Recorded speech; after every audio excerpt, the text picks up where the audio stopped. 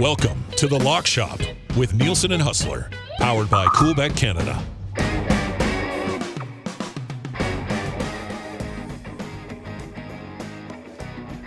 What is going on, Lock Shoppers? Welcome to the program today, Thursday, day one of the PGA Championship underway at Valhalla. We'll get to that. Big night in the Stanley Cup playoffs. I know a lot of people in our listening area in Edmonton fired up for a big one tonight. Game 5 between the Edmonton Oilers and the Vancouver Canucks. And the Hurricanes back at home tonight trying to stave off elimination one more time and force a Game 7 at MSG. We've also got NBA playoff action tonight. The Denver Nuggets try and complete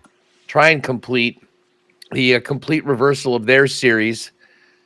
One's down 0-2 after dropping the first two at home. Now in the Twin Cities tonight to take on the T-Wolves with the opportunity to move on to the West Final.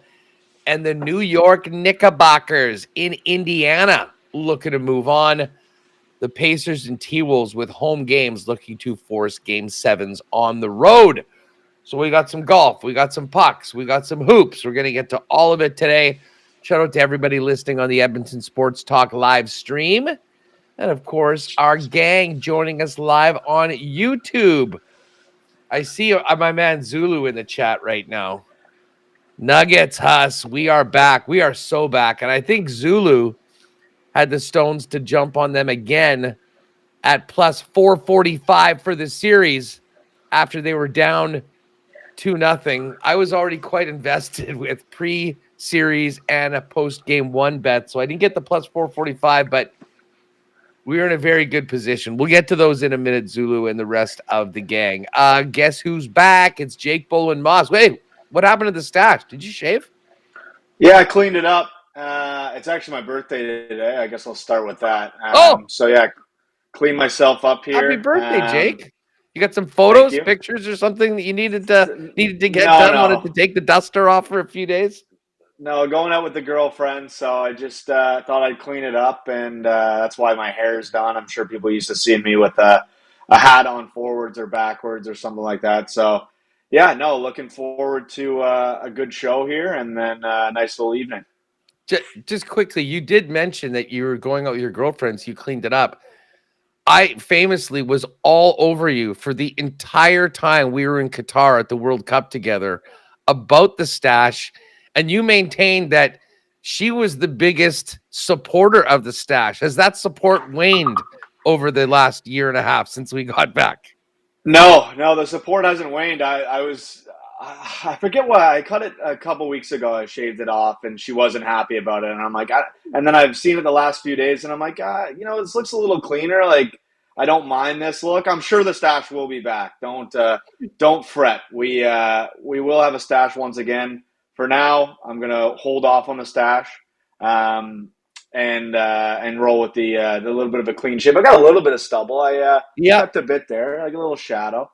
Just it'll be back before we know it. Well, listen, happy birthday, my friend, and hopefully we've got a little birthday swag with some of your thoughts on games for tonight. We'll get to that in a minute, but let's start off with the PGA Championship. And as we go live right now, just past noon here in Winnipeg and 11 a.m. in Edmonton, Xander Schauffele is completing, and actually as I'm looking at this right now, he is just about to putt out and complete an absolutely incredible first round.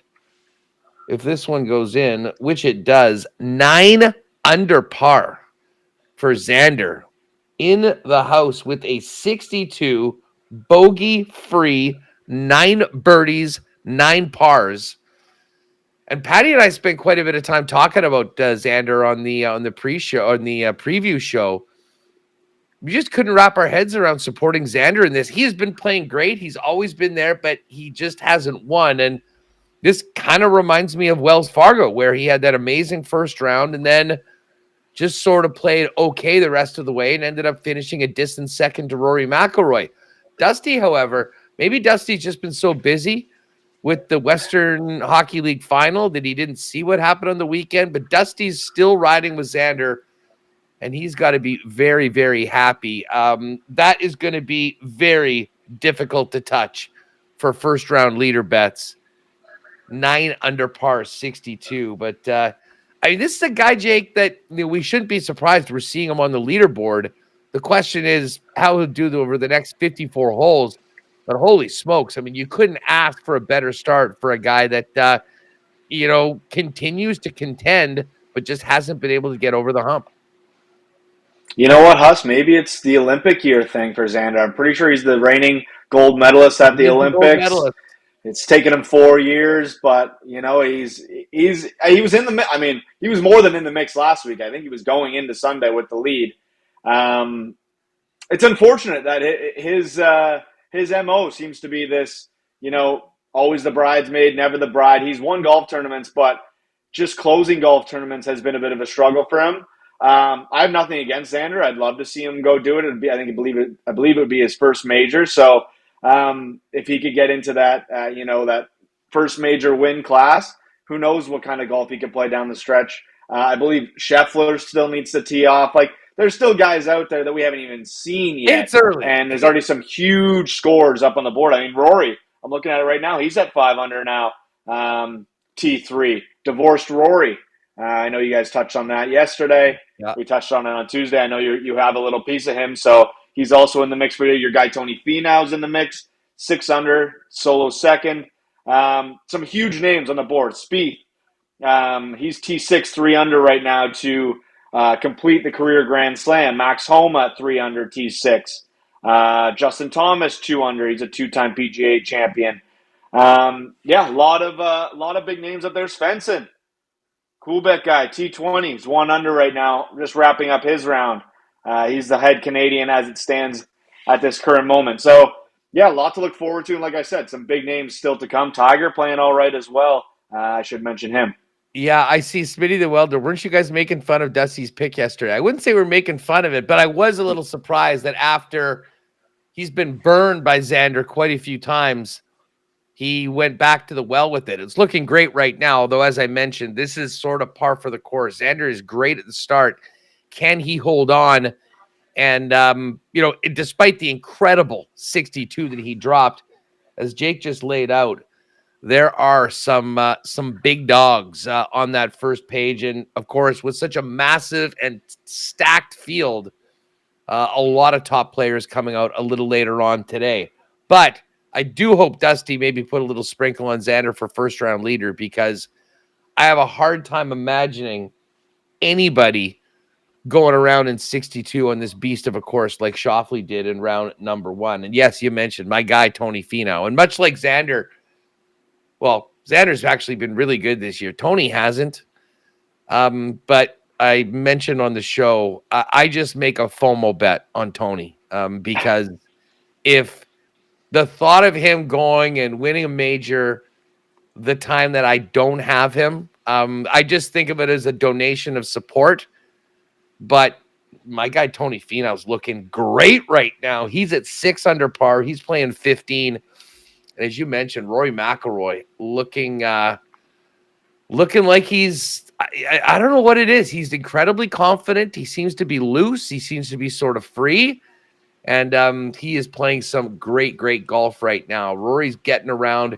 He does have one bogey on the card, and he started on the back nine on 17. So was 1 under, and now he's really making things happen on the back nine with bogeys on his back nine, 1, 5, 6, and 7. As we move down and just check out some of the other names, Max Homa, who both Dusty and Pat were really liking and is part of our parlay for top 20s. He's looking good, T6 right now, 3 under par. You mentioned Jordan Spieth. And the guy that was on the suspended list for all of 2 days for Pat Gregoire. Sahith Theegala with a pretty nice start. He's looking at 3 under par right now. You mentioned Justin Thomas, Martin Keimer in a group at 2 under par. Live golfer Dean Burmeister. But some of the names that we have that we're missing right now, we were expecting to be sort of higher up. including Brooks Koepka, who's been just sort of mediocre so far, which is a disappointment to someone like myself that had him. Just looking right now, you mentioned the Canadians. Adam Svensson and Adam Hadwin both playing their final hole. They're 1 under par. And one Eldrick Tiger Woods has got it into the red. He's at 1 under right now, playing on the 17th hole. Oh, Corey Connors also 1 under right now. Hideki Brooks is at 1 under. So the course is playing. I mean, listen, it's long. It's tough if you get into the rough, but it seems like there's a lot of guys that are ready to go. Speaking of Canadians, our guy Pendy is right there in the mix as well. He's even par, playing his 7th hole. And Pendy's sort of been all over the place. He started off with five pars, went bogey, birdie, even on the front 9. Then on the back went birdie, bogey, bogey, birdie, and has been cruising. Now, he is playing the 18th hole, which is a par 5. We know what Pendy does to par 5, so let's hope he can squeeze one birdie in and get in at 1 under par. As we move down to some of the other guys that maybe were on our cards or your cards, some of the bigger names, I'll just say where they're at right now through the first round or where they're at right now. Bryson DeChambeau, even par through 12. I believe he's playing with Tommy Fleetwood. Tommy's also even par. Ludwig Oberg, and Ludwig was a very popular pick a month ago. He had the back problem, missed last week. Wasn't sure what we were going to get out of Ludwig. He's obviously not entirely back. He's 1 over par, and maybe one of the more disappointing numbers so far today. Our guy Benny on, and we need Benny for the top 20. He is +1 playing on the 17th hole right now. Let's see if he can get it back to even before getting in. Akshay Bhatia 1 over. Canadian Nick Taylor 1 over. Sepp Straka, who Dusty's been on board, and actually had a strong week last week at Wells Fargo. He's 2 over par. Just going to cruise down and see the rest of if there's any names that sort of pop out because of where they are on the wrong side of the ledger. DJ, although I don't think DJ cares at all. He's 3 over par. He's still got Paulina to come home to and a gajillion dollars in the bank. Don't worry about him. The toast of last year's tournament, Michael Block. I think a lot of people were done with after a while. He was the first group out, Jake. I know, he had a quad on 2. He had a quad on 2. He was 5 over par after 2 holes. Credit to him for going even par the rest of the way and finishing at 5 over, but that is a very, very tough spot. I'm just looking to see what happened on this hole. So he drove it to the fairway. He hit it to the just short of the fairway. So he's basically at the green in 2 and then took 8 shots. He went over the green into the rough. Then he went over the green again into the bunker. Then he went over the green again into the shorter rough. Finally got it on in 6 and 2-putted. I mean, that's something that I would do at the local Muni after 6 or 7 beers. So anyways, Blocky, as they call him, not too good. And then Big John Daly is 9 over par. And just this will give me a quick opportunity to tell an incredible John Daly story before we get to the pucks. I went to the 2007 PGA Championship in Southern Hills. I was on the end of a long baseball trip. We were in Chicago and Detroit and St. Louis. My friend lives in Kansas City, and as we were going back, he said, hey, if you guys can stay a couple extra days, I just got tickets for the PGA Championship. We're like, yeah, absolutely. And Tulsa's not too far from KC. I think it was about 4 hours or so, if I recall correctly. So anyways, we were staying with a friend of his in a place called Pryor, Oklahoma, about 45 minutes outside. So we went to the first round, and the story of the first round was 2 things. It was Tiger Woods and it was John Daly. And they were tied for the lead after round 1. And both of them had afternoon tee times. So we were heading back to the course for Friday's round. And we had sports radio on. And it was about 11:15 or so. And we were going to go there for the afternoon. And we heard this guy, hey, we've got a caller on the line. So they bring this caller on, and the guy goes, hey guys, great show. Really looking forward to this afternoon. But I just got to tell you this wild thing that happened to me last night. We were out at the boat. We were at the bar. We decided to go to the casino afterwards. We sat down at the table at about 2:30 in the morning and played cards with John Daly for the next 2.5 hours. Your first round leader of the PGA Championship was still in the casino at 5 in the morning. And then we got out and he teed off at about 1 p.m. looking no worse for wear. It didn't go as well in that round. Tiger ended up winning the 2007 PGA Championship. But John Daly, even when leading a major, JBM, was not going to allow work to get in the way of his good times on the road, which involved a very, very late night and early morning at one of the casinos in Oklahoma. Yeah, you got to give it to John. He is his authentic self. My grandfather went to Arkansas. My mom went to Arkansas. So we got some ties to John in that respect. Woo Pig Suey, go Razorbacks. I love John Daly. I mean, he is who he is, and I think I mentioned it when we were down in Augusta. He was parked up with his Winnebago or whatever at the Hooters, right? Signing autographs at the Hooters, right outside of Augusta. So, yeah, he's one of a kind, and it's good he gets to keep playing these tournaments. The clips that come out of him, I don't know if you saw him yesterday, ripping a heater and just smashing balls on the range, and that's who John Daly is. And he acts no different around people than I think how he does, at his home. So that's that he doesn't drink authentic. water, like just does not that doesn't drink shock water. me one bit. Tiger Woods, alive. Tiger asked him. They were playing, and this was right around the time. I mean, that day in Tulsa, that second day was like 105 degrees, one of the hottest days I've ever felt in my life. And Tiger said after, hey, how much water did you drink, John? He goes, none. I did have 13 Diet Cokes, though. Yeah, so there's a ton of Diet Cokes, and hey, yeah, he's a legend. Diet Pepsi, but I will say I'm sort of on that same plan as. Let me get to the chat here quick. I have some birthday wishes. I want to shout out everyone for wishing me happy birthday. Joel, Albi, Jen Cooley, Zulu, Vieira Montenegro, Spency, all the classics. Jen Cooley actually said it's also Corey Perry's birthday and Joel's mom. So shout out Corey Perry and Joel's mom. Happy birthday to them. I want to get the Cowboys message quick. He said, made a bet yesterday, checked the golf majors box, and then it didn't come up again. We're having a little technical issue where you put the bet in. I think you mentioned it too, Huss. So you put the bet in, you click the box, and then you go to put in a new bet, and it doesn't come up right away. I've been told it just takes a few minutes. Huss, you said you can jump over to the majors page and then back. Cowboy, this is what I found, that because of the first time I missed a few that were major bets that weren't getting counted.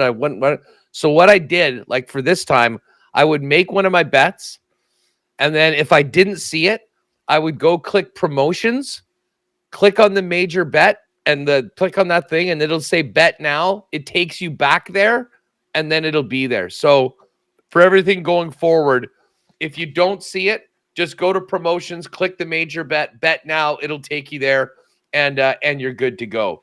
And I'll just say, I will skim through those who have participated. I'll skim through the accounts and stuff, and if there's anything that's eligible that didn't get taken, I can add those manually as well. So it can be done on the back end as well if you didn't get bets through, and I'll look through those.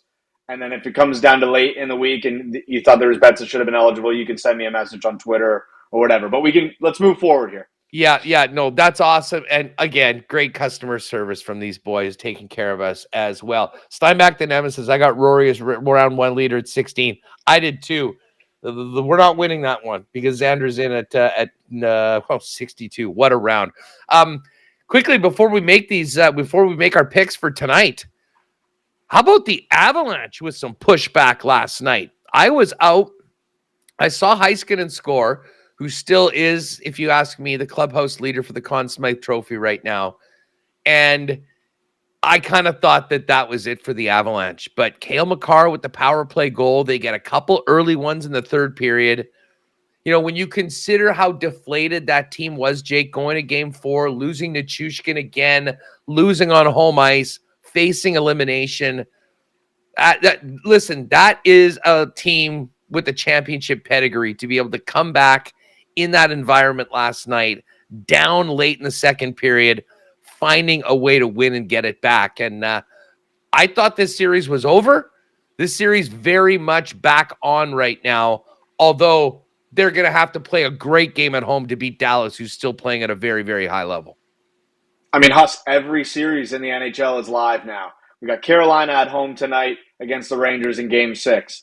We got a tied series between Edmonton and Vancouver. We've got Boston back home down 3-2 with a chance to push Game 7 and Game 6. And now we got Colorado headed back home for a Game 6 with a chance to push 7 as well. I tweeted last night, 7 of 8 series across the NBA and NHL going 6 games. I mean, you can't be happier as a sports fan, as a bettor. Like, we're getting good games every single night, and last night was no exception. That Heiskanen goal, my roommate and I were sitting here watching it, and we couldn't believe there's a PK.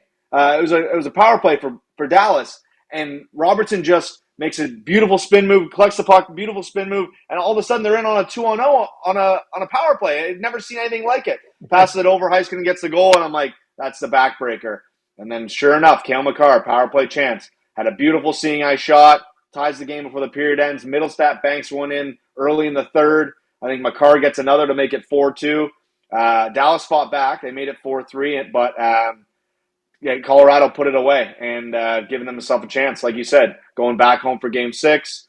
And then, like, Game 7, like I always say, anything can happen. I want to get to this Vancouver game at some point. I want to talk about this goalie situation because I think I ended up being right about this Pickard thing. Yeah, hold on one sec, because we are going to get to that. But to your point that all of these series are live, let's just quickly reset where we're at right now with these series prices. If you've got a feeling that there's one of these teams that are down 3-2 that can win, that are going to win, this is a great time to maybe jump on it. Rangers and Carolina. We recall Carolina was 7-1 when down 3-0. They were 5-1 when down 3-1. They're at home tonight. Their in the series price is now plus 205. And you know that if they get this win, the pressure is all going to be on the New York Rangers, who blew a 3-1 lead last year to the New Jersey Devils in the first round. Rangers, for their part, minus 250 to get one of these done. The Panthers and the Bruins, the book certainly doesn't have as much faith in the Hurricanes or the Bruins as they do in the Hurricanes. Even with the Game 5 win and Game 6 at home, the Bruins are still plus 505 underdogs, and the Panthers minus 167. So the Bruins, the biggest underdog by far right now, series-wise, still on the board. With the Avalanche win last night, the Avs moved to plus 275. And Dallas minus 357 to win the series. And the one series that's still tied, and we will get to that game in just a moment, Canucks Oilers best of 3. Canucks with home ice. Oilers minus 200 favorite. Vancouver Canucks plus 165. And this is just an interesting one. Right now, you can get series to go to 7. Minus 111 right now. It's funny. It says Game 6 minus 132. So the book is saying that this is going to be whoever wins tonight's winning Game 6.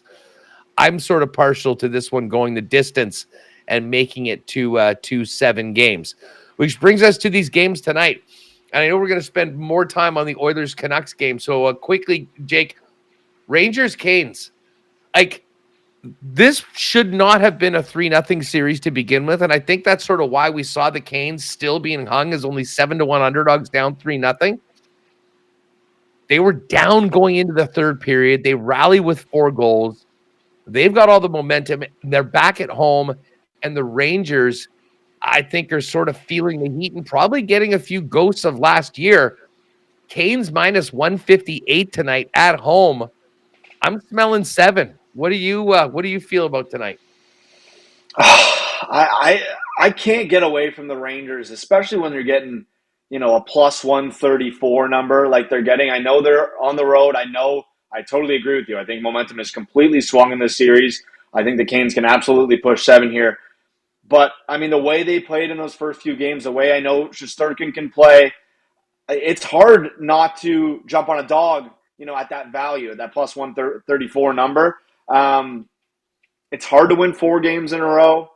Carolina's got a chance to win 3 right now and push for Game 7. The sports fan in me says, let's get this 1-7. I agree with you. The value person in me says,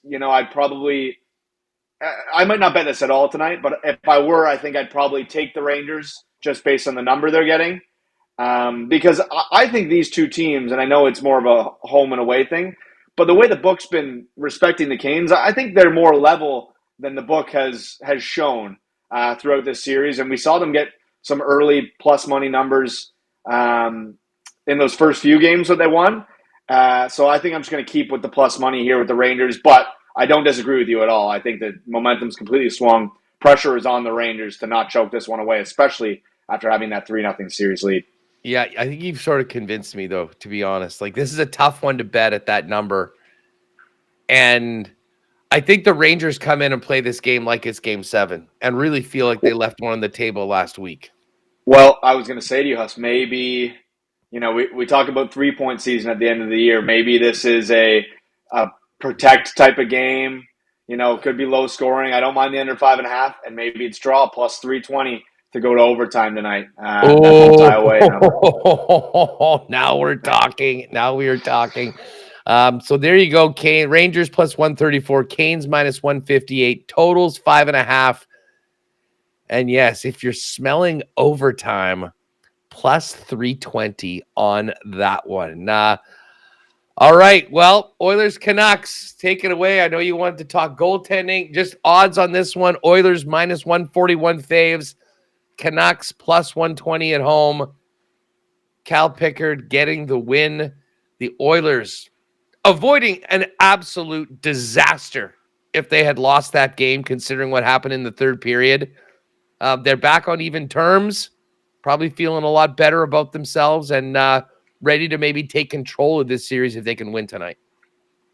Well, Huss, we're in an interesting scenario. I heard them talking in the broadcast last night. Apparently, Thatcher Demko is close to being back, if not back.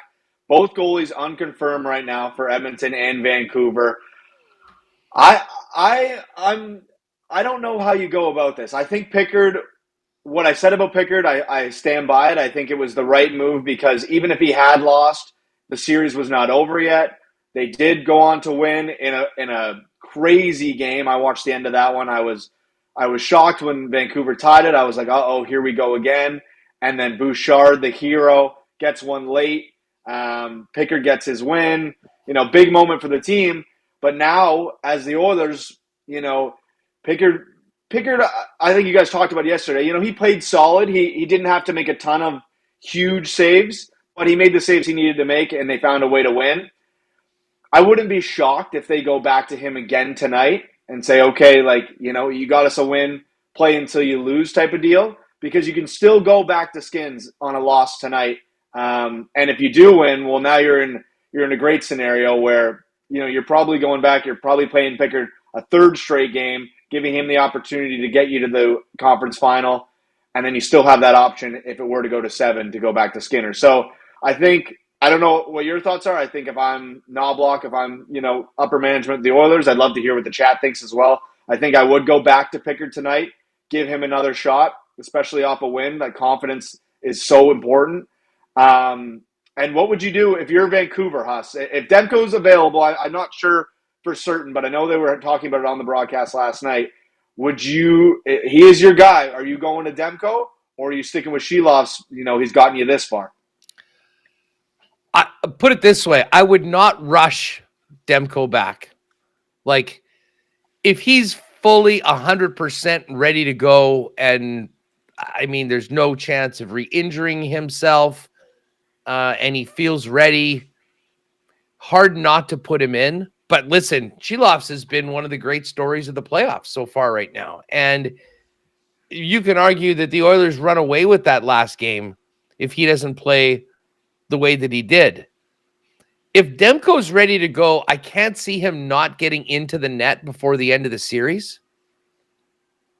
But to be honest, I think I'd play Shelovs tonight. Give Demko 2 more days. And then you've got the opportunity to play him in Game 6 on the road in Edmonton if you need him. Or if Shelovs continues to play amazing, you can give him as well. And then if you win the series, you've got a little bit of time. You go back to Demko and you've got Shelovs as, I would imagine, the backup now. I mean, I think he's had to, with the way that he's played, he has to have jumped to Smith as the number 2 for the Canucks overall. I'll correct myself here. So it looks like he's nearing a return, and Talk had left the door open for Game 6 or Game 7 possibility. So it looks like it will more than likely be Shelovs tonight for Game 5. But yeah, something to keep an eye on. The goalie situation is very interesting right now for both teams, considering the fact that, like Pickard picks up the win. Skinner, I think Edmonton fans will agree, hasn't been stellar these playoffs. But he has been your guy all season. So it's like you're in a very tough spot. You don't want to ruin the confidence of either one of your goaltenders. And this is kind of the thing with having that 1A, 1B. Not that Pickard and Skinner are that, but, many teams, you look at the Boston Bruins kind of all year, 1A, 1B. The best teams, I think, have a solidified number 1. You think of, Winnipeg with Hellebuck. Brossoit played great all season, but Hellebuck was their guy, and they stuck with that. You think of Ottinger with Dallas. He's been great for them. I just do truly believe the best teams have that significant 1, but sometimes decisions need to be made. You saw what Boston did in the Toronto series with bringing Allmark in at one point. You've seen what Edmonton's done now, bringing in Pickard. Well, it's a very interesting.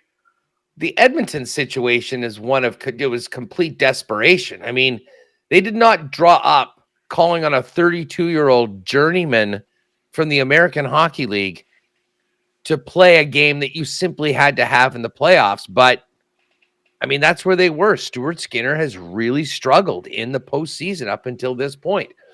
Like, there's no way the Oilers bow out of the playoffs without him seeing the net again at some point, and maybe a little bit of a break, a timeout will do him well. Certainly from an Oilers perspective, you have to hope for that.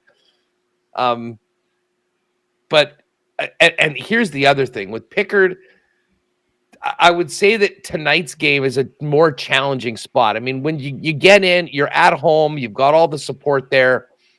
You know what the situation is, and you sort of just go and, stop the puck. Having a couple days to think about it going in, I think this is a more challenging start for him. Certainly being on the road with crowd will be getting him on him and whatnot. But it's really going to be up to the Oilers as a team to do what they did to Vancouver. I thought they were far better defensively. They were more physical. They answered the challenge of the Canucks in a very impressive way in game number 4. And they're going to need to continue to do that. This should be just an awesome, awesome game tonight.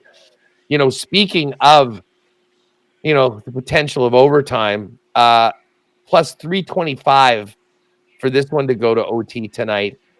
Oilers are plus 115 on the 3-way, so plus 115 to win in regulation.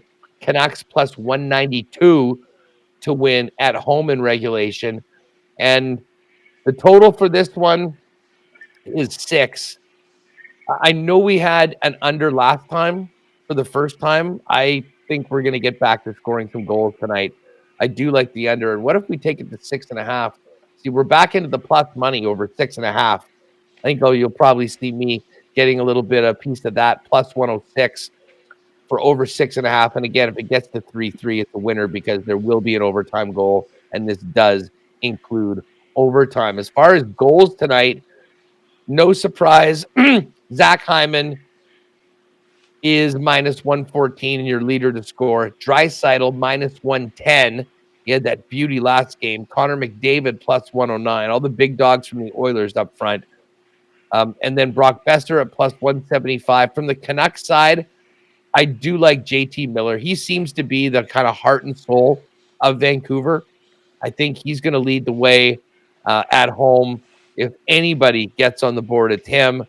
I know Elias has been struggling, facing a lot of heat, not only from the media, from his coach as well. He's plus 235. I'll kind of wait for him to do something. And listen, as long as Nuge is playing with McDavid, we saw him pop one last time. Probably some nice value on Nuge at plus 275 to make things happen. As far as points go, Zach Hyman, again, we don't even post Connor McDavid, over half a point. McDavid's minus 132 on over 1.5 points and plus 190 on over 2.5. I mean, insane. Historically low numbers because we've got a historically incredible player. Draisaitl plus 285 on the over 2.5. And then everyone else, more normal numbers, plus 510 for Hyman and for JT Miller. This is the toughest pick right now. I mean, I think Edmonton showed that when their guys, as I said, I think the Oilers have the better players. I think the Canucks sort of are a better team. Like they're getting more out of less. And a lot of that credit goes to Rick Tocchet. But when you come down to these situations late in series, later on in the playoffs, you can have a great team, but it's usually the great players that step up and make the difference. And I think that's the reason why the Oilers are favored as they are on the road in a series that has been so tight, and Vancouver has absolutely held their own with them. Well, I think you could argue we're still waiting on that Connor McDavid FU game in this series, right? So don't be shocked if that happens tonight, especially on the road in a game that would be a huge swing heading back to Edmonton with a 3-2 lead. So don't be shocked if McDavid's, if he's up there with, a 3 or 4 point night. Like, it wouldn't surprise me at all. I've seen a lot of stuff in the chat, Huss. Pickard seems to be the way that people are feeling. I totally understand. I think I probably agree with him as well. I saw actually one message. It said something along the lines of, Edmonton. Oh, here it is from Rod Z. Edmonton plays a better defensive style when Pickard is in net. I wonder, Huss, is it the defensive style, or is it because, okay, this isn't our number one guy, we got to help him out a bit more, and you're just playing a little more conscious, a little more smart with the puck, as opposed to, okay, it's our usual guy, we'll trust him to make the saves, and you get a little lackadaisical in the D zone. I wonder. I think the latter was definitely in play in game number 4. I mean, I think they realized that, sure, Stuart Skinner wasn't great in those first few games, and that was a big reason why they were trailing. But at the same time, I'm sure the coaching staff made it very clear to them that it wasn't just the goaltender. I mean, they had missed, some assignments. Vancouver had a ton of odd man rushes over those games, and, we're generating some high danger scoring chances. So they needed to be better in all aspects, but particularly defensively, and help out a guy that didn't have any playoff experience coming in to try to help him win a damn game and get this thing back to even. And they did that right now. I'm just looking at the exclusives. If you do like the favorites tonight, or you like the dogs together, bet them in the exclusives. You'll get a better number. Thursday night chalk, Canes and Oilers both to win at plus 205. And the every dog has its day. Rangers and Canucks both to win tonight at plus 475. Be honest, the more I think about it, I am definitely betting the draw in the Carolina Ranger game. Overtime in game 6 seems just so appropriate for what we've seen so far in a series that's been so tight. Oh, and I'll say on the exclusives, those are a few I've put in. There's going to be more to come. I obviously had to jump on Lock Shop, so I didn't get a chance to do some PGA Championship stuff this morning. I will do the, I don't know what we're going to call it, but I'll do the either or both of the games to go to OT tonight. So we'll get a number on that. If you like at least one of the games to go to overtime, it's usually around the plus 120 to plus 150 mark. We'll have our classic points from the point. Bouchard, Hughes, probably Fox in that one. Helping Hands, the classics, the ones that people love to bet, Lamplighters, but we'll make sure to have a ton of Edmonton, and then some stuff from the other game as well. But yeah, there'll be more in there probably after the lock shop, so just keep your eyes out on the exclusives page. We also have I was just going to say Sports Talk exclusive. Yeah, I've got that up right now. If you missed it on the morning show, guys, and this is will be particularly interesting to Oiler fans. How about this? Some depth scoring. Hyman, Fogle, and McLeod all to record a point plus 1,000, 10-1. Juicy. So that's an interesting one. And then here's the usual. This is the McDavid 2 points. Draisaitl and Bouchard both to get a point. Hyman 3 or more shots. And Vancouver, Edmonton 2 or more power play goals for the game. And Edmonton to win. That one is at 5-1. And I'll tell you what, Jake, while you're there, let's throw a little lock shop partner parlay in, and let's be listen, you're the birthday boy, you're inkling on the OT. I'm all over it. Carolina Rangers to go to overtime. So the regular draw along with over 6.5 goals. Both I couldn't. This is a big couldn't one. like it more. Yeah, couldn't like it more. Plus 765. I mean, that Rangers Carolina series has been tight. Outside of the last game, it's been tight all games. It's just gone to the Rangers in the first few. Absolutely. So that'll be over with the boost. That'll be over 8-1. So Rangers Carolina regulation draw. We get overtime, which is great for everyone. And then we're going to see some goals in this Canuck Oiler game tonight. Over 6.5. And I will be playing both of those individually. But hey, for a little boosted parlay, we'll put that together as well.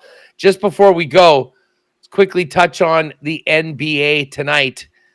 2 home teams, both facing elimination with the opportunity to extend their series to 7. T-Wolves, I'm a little surprised with the way these last 3 games have gone that the T-Wolves are still a minus 137 favorite. I'm fully in the camp of the Denver Nuggets. I don't really need to bet this because we're already invested in Denver in the series and in the playoffs overall. But I have to tell you, that plus 116 number for a team that has looked so good in these last 3 straight wins, and a team that knows how important winning tonight would be to avoid Game 7, get a little bit of rest before the winner of OKC and Dallas. And then the Pacers are a huge favorite, minus 222, and the home team has really dominated the entire East series. Who's on your card tonight from the association? Well, actually, it looks like Knicks Pacers is tomorrow. Sorry, I was just looking at the dates there. So it looks like maybe solo game in the Nuggets Timberwolves. Yeah, I tend to agree with you. I know you already have the investment in the Nuggets. I think that championship pedigree really has showed in the last 3 games. I was listening to part of my take yesterday, and they were like, I know a gentleman's sweep is 4-1, but if the Nuggets go on and cruise 4 straight, like it almost feels like a gentleman's sweep after the way the Timberwolves had him in the first 2 games. I think either way, Anthony Edwards is going to go out swinging, so I expect a pretty big game out of him. But it'll be interesting. Jokic has just taken over, especially in Game 5. Just when you think the Nuggets are out, Huss, they've just found a way back in. I know you mentioned Zulu had jumped on him down 0-2. That's a great spot to have him because they're minus 526 to win the series now. Also want to mention, Jen said in the chat, her last name's Cool. Like, stay cool, bet responsibly. So apologies to you, Jen. I know we've been saying Cooley. We'll make sure to get that fixed, and we'll stay cool with it going forward. Jen Coolbet. That's what Jen is. That's a good name. It's a cool name. How about plus 200 on a Joker triple double tonight? I mean, he's just been such a monster. He's almost automatic. And I think he was actually short last game. He had 47 and 13. I don't mind the triple double though for the Joker tonight. I think they go in and go for the throat. So we'll see what happens with that one tonight. Going to be a real fun night. By the way, just before we run, little PGA Tour update. Brooks Koepka has entered the chat. I know when we were going through saying, oh, Brooks has just sort of been okay as he, was 1 under. He just went eagle birdie on, I think, 15 and 16, or sorry, 16 No, 7 and 17. 7 Yeah, and 8. 7 and 8 because he's playing the other side. Yep. And Brooks is now at 4 under. So I can tell you right now, Tony just missed his birdie putt. He's still at 6 under. So as we finish the lock shop right now, Schauffele's in with a 62, 9 under. Tony Finau's got 2 holes left. He is at 6 under par. Rory has finished his round 5 under 66. Robert McIntyre, 5 under playing 18. And Brooks has awoken, is 3 under in his last 2 holes and is now right there. Spieth 3 under, Keimer 3 under, Max Homa, and Cam Smith all there as well. Jake, have a great birthday, my man. Appreciate it, Huss. Yeah, it's going to be a fun night, and I'll be watching the PGA all weekend, enjoying the long weekend. Hope everyone in the lock shop enjoys the long weekend. I believe you'll have Patty tomorrow. Do you have to work tomorrow, or have you planned it out that there is a day of rest going into the long weekend post-birthday? No, I'll be working tomorrow, likely doing some live tweeting of the PGA again and some more updates. I will look into some of those major contest entries. If some of your bets didn't get entered, I'll go through them, and then like I said, by the end of the weekend, if there's still some that are missing, I can run those through as well. So yeah, enjoy the weekend, everybody, and have a great one. Let's get it, folks. Enjoy the afternoon at the PGA. If you want to hang with us on Winnipeg Sports Talk, we got a big show coming up in under 10 minutes over on the Winnipeg Sports Talk channel. And, of course, Iwanik's going to take over right now with more Oilers-Canucks talk as EST gets ready for Game 5 tonight. Thanks for being with us. Good luck tonight. And, again, we've got one of our most aggressive partner parlays yet. Look for it a little later on. Overtime in Carolina Rangers and over 6.5 in Canucks Oilers tonight. Have a great one, everyone. We'll see you tomorrow. Patty's going to join me, and potentially the return of the big guy, Dustin Nielsen, hopefully heading into the long weekend as well. Good luck, and we'll turn it back to the EST HQ with Iwanik. Thanks to the boys there, and happy birthday to Jake. Hopefully has a wonderful night out today. Matt Iwanik with you here, iHeartRadio. Tune in, EdmontonSportsTalk.com, as well as on YouTube. Wrapping up the lock shop here. I believe Dusty will be back fully tomorrow. He travels back today from Moose Jaw, so he should be good to go. He's here for the morning, so if he's here for the morning, he'll be good for lock shop tomorrow. He'll be good for Oil Stream tomorrow. He's back after the Moose Jaw Warriors sweep the Portland Winterhawks to win their first WHL title. Let's quickly qualify someone for the Great Outdoors Comedy Festival, the VIP table to Friday, July 12th, which features Andrew Schultz and Shane Gillis. Kingsman Park. Alley Cat will be the official beer of the Great Outdoors Comedy Festival here in Edmonton. For those in Winnipeg, there's actually an event. It's going to Winnipeg as well. July 19th through the 21st. Great Outdoors Comedy Festival.com to get your tickets for that. That features Tom Segura, Bill Burr, Nate Bargatze, Jerry D. So if you're in Winnipeg, you can go and before you head off to Winnipeg Sports Talk here, if you're still sticking around, be sure to get to GreatOutdoorsComedyFestival.com for more information on the Winnipeg shows. But for that Edmonton show, July 12th through the 14th here in Edmonton, the Saturday has Kevin Hart, the Sunday, Burt Kreischer, Whitney Cummings. Tickets for those two still available, GreatOutdoorsComedyFestival.com, but very limited quantity available. But the Friday show, which we're qualifying you for, completely sold out. Shane Gillis and Andrew Schultz. To get into the draw for this one, it's very simple. All you have to do is text to 780-218-9999. Text us Pickard. Text Pickard, as in Calvin Pickard, to 780-218-9999 Pickard, and you'll go into a draw to possibly win this VIP table of 4 to Friday at the Great Outdoors Comedy Festival. We'll give this away next Friday right here on Edmonton Sports Talk, the VIP table. You don't even have to get up. There's a QR code. You scan it, you order your food, and your 6 o'clock or loggers right to your table. They'll bring it to you. Pickard, 780-218-9999. Up next here on Edmonton Sports Talk, it's two guys and a goalie, but it's the two Matts in a goalie edition. Myself, Matt Cassian, and Joaquin Gage with you. That's coming up in just minutes right here on Edmonton Sports Talk. Don't go anywhere.